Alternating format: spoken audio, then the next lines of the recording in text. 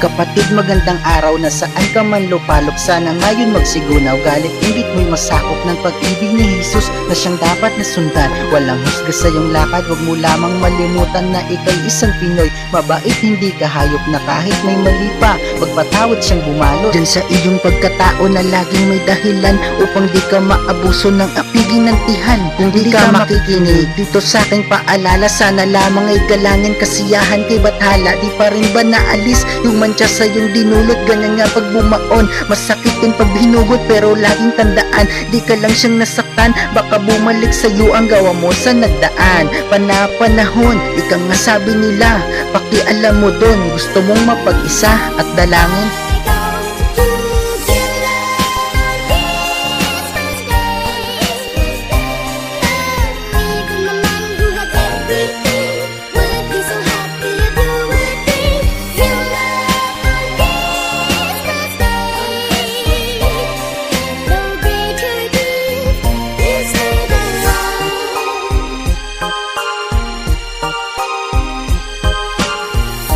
Paano mangyayari bawat kanto merong isyo? Ang mga panghuhusga, ginawa na nilang bisyo. Sa panahon ngayon, di pwedeng magkamali.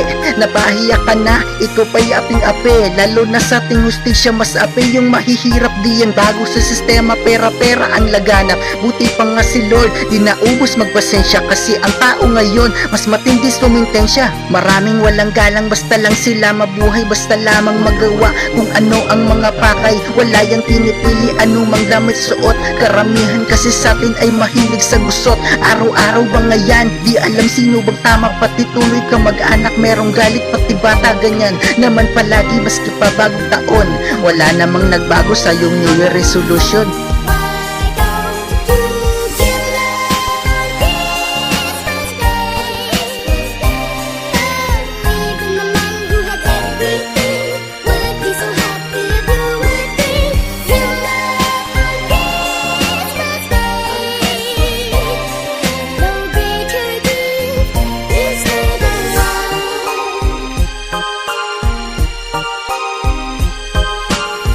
Ang punto ko lamang dito, pinatawad na sila. Ewan ko sa kanila kung ano sa kanila.